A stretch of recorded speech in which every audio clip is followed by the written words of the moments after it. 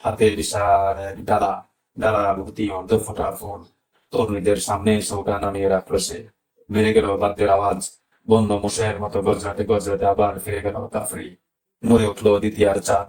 চাঁদের খোলস ভেঙে বেরিয়ে এলো অনিন্দ এক চাঁদ বদনী। মনে হলো ধূসর মেঘের আড়াল থেকে উঁকি দিচ্ছে পূর্ণিমার চাঁদ। যেন এই যুবতী এই গ্রহের কেউ নয়। ঠোঁটে তার মৃদু হাসির ঝিলিক। হাসি তো নয়, যেন অনবদ্য এক হাত খোলা তলোয়ার। অবাক বিস্ময়ে মোহগ্রস্তের মতো তাকিয়ে রইল দর্শক বৃন্দ। দৃষ্টি তাদের পলকহীন। স্মিত হেসে সালাউদ্দিনের দিকে তাকালেন আলী বিন সুফিয়ান। আইয়ুবীর ঠোঁটেও ছিল মুস্কি হাসি। ও এতটা সুন্দরী, ধারণা করেনি। আলীর কানে কানে বললেন তিনি। মিশরের আমিরের জয় হোক। বলতে বলতে এগিয়ে এলো নাজিল। ওর নাম ঝুঁকি। আপনার জন্য ইসলামগালিয়া থেকে আনিয়েছি। ও নর্তকী বা দেহ অপসারিণী নয়। কখনো সখনো শখের বসে নাচে বটে, তবে কোনো জলসায় যায় না। ওর পিতা আমার পরিচিত বড় ব্যবসায়ী। এই মেয়েটা আপনার খুব ভক্ত। আপনাকে মন প্রাণ দিয়ে ভালোবাসে। এই কথা না বলে বরং নবী রাসূলের মতো সম্মান করে, এটা বলাই ভালো। ঘটনাচক্রে হঠাৎ ওর বাবার সাথে দেখা। একটা কাজে ওদিকে গিয়েছিলাম। মেয়েটা বলল, শুনেছি সালাউদ্দিন আইয়ুবী মিশরের গভর্নর হয়ে এসেছেন। মেহেরবানি করে আমাকে তার সাথে দেখা করিয়ে দেবেন।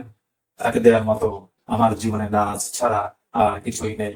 মাননীয় গভর্নর, এই মেয়েটাকে আপনার সামনে হাজির করার জন্যই নাচ গানের অনুমতি চেয়েছিলাম। আপনি কি ওকে বলেননি? মেয়েদের অর্ধনগ্ন দেহ বা নাচ গান আমি পছন্দ করি না।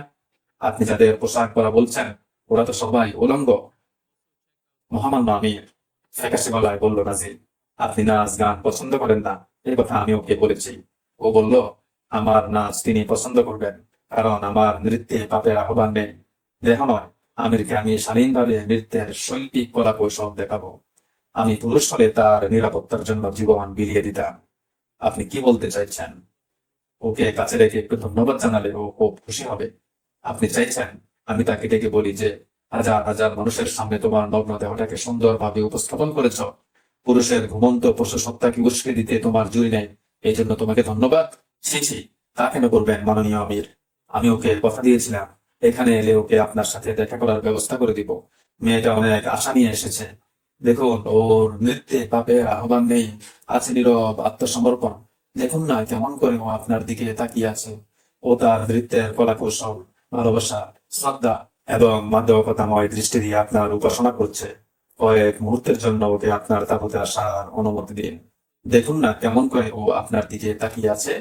ও তার নৃত্যের কলা কৌশল, ভালোবাসা, শ্রদ্ধা এবং মাদকতাময় দৃষ্টি দিয়ে আপনার উপাসনা করছে। কয়েক মুহূর্তের জন্য ওকে আপনার তাবুতে আসার অনুমতি দিন। আগামী দিন যারা হবে ইসলামের রক্ষক, ও হবে সে বীর প্রসূ মায়েদের একজন। নিজেদের সন্তানদের কাছে গর্ব করে বলতে পারবে যে, আমি সালাউদ্দিন আইয়ুবীর সাথে একান্তে কথা বলেছি। ঠিক আছে, ওকে আমার তাবুতে পাঠিয়ে দেবেন। অপূর্ব দেহ বল্লরিতে কম্পন তুলে নাচছে ঝুঁকি। মোদির কটাক্ষ হেনে তাকাচ্ছে সালাউদ্দিন আইয়ুবীর দিকে। ঠোঁটে মধুমাখা মিষ্টি হাসির ঝিলিক। অন্য মেয়েরা প্রজাপতির মতো তীর তীর করে উড়ে বেড়াচ্ছে। মশালের ক্ষীণ আলোয় মনে হচ্ছে বরফ গলা ঝর্ণার স্বচ্ছ পানিতে ফুল পরীরা দল বেঁধে সাঁতার কাটছে। নিশ্চুপ বসেছিলেন আইয়ুবী। নাজির সৈন্যরা মদে মাতাল। মরুভূমির সেই খোলা প্রান্তরে নিশুতি রাতের প্রকৃতিতে ভেসে বেড়াচ্ছে এক অপার্থিব সুর শিহরণ। ছন্দের তারে তারে বেজে চলছে নুপুরের নিক্কণ ধ্বনি। নিজের সাফল্যে নাজি ভীষণ খুশি। নাচ চলছে।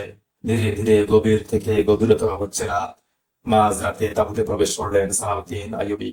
মেঝেতে দামি কার্পেট, দরজায় ঝুলানো রেশমি পর্দা, পালঙ্কে চিতাবাঘের চামড়ার তৈরি আচ্ছাদন, কক্ষে মরু জ্যোৎস্নার মতো ঝাড় বাতির হালকা নীরব আলোর ফুলঝুরি, বাতাসে মোহনীয় আতরের সুবাস।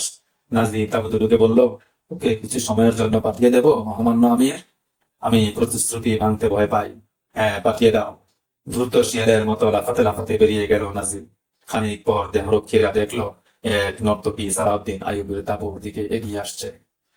কাছে আসতেই তরুণীকে চিনতে পারলো ওরা। এখনো নাচের ফিনফিনে পোশাক পরে আছে। রক্ষীরা ওর পথ আটকে দাঁড়ালো। ও বলল, মহামান্য গভর্নর আমায় ডেকে পাঠিয়েছেন। কমান্ডার বলল, যেসব আমির বাজে মেয়েদের সাথে রাত কাটায়, সালাউদ্দিন আইয়ুবী তাদের মতো নয়। তাকে জিজ্ঞেস করে দেখো না, না ডাকলে কোন সাহসে আমি এখানে আসবো? কার মাধ্যমে তোমায় ডেকে পাঠিয়েছেন? সেনাপতি নাজি আমাকে বলল, গভর্নর তোমায় ডাকছেন। আপনারা বললে আমি ফিরে যাচ্ছি, কিন্তু এর সব দায় দায়িত্ব আপনাদের। সালাউদ্দিন আইয়ুবী এক নর্তকীকে শোভা করে ডাকবেন। রক্ষীদের কাছে তা অবিশ্বাস্য মনে হলো। তারা জানতো তিনি কেমন প্রকৃতির মানুষ। তারা জানতো তিনি কেমন প্রকৃতির মানুষ। তিনি নির্দেশ দিয়েছিলেন, নাচ গানের সাথে যারা সম্পর্ক রাখবে তাদের একসাথে বেত্রাঘাত করা হবে। সমস্যায় পড়ল রক্ষী কমান্ডার। তবুও ভয়ে ভয়ে সালাউদ্দিন আইয়ুবীর তাঁবুতে প্রবেশ করে কম্পিত কণ্ঠে বলল, বাইরে এক নর্তকী দাঁড়িয়ে আছে, আপনি নাকি তাকে ডেকেছেন? হ্যাঁ, ওকে ভিতরে পাঠিয়ে দাও। কমান্ডার বেরিয়ে এলো। তাঁবুতে প্রবেশ করলো যুগী। রক্ষীদের ধারণা ছিল গভর্নর তাকে ঘাড় ধাক্কা দিয়ে তাঁবু থেকে বের করে দিবেন। আইয়ুবীর বজ্র হুঙ্কার শোনার জন্য ওরা কান পেতে রইল, কিন্তু এমন কিছুই ঘটল না। রাত এগিয়ে যাচ্ছে। তাঁবুর ভিতরে শোনা যাচ্ছে অনুচ্চ কণ্ঠের আওয়াজ। কমান্ডার সুবাহীন উদ্বেগ নিয়ে বাইরে পায়চারি করতে লাগলো। এক রক্ষী বলল, বাজি মেয়েদের সাথে সম্পর্ক রাখা নিষেধ শুধু আমাদের জন্য।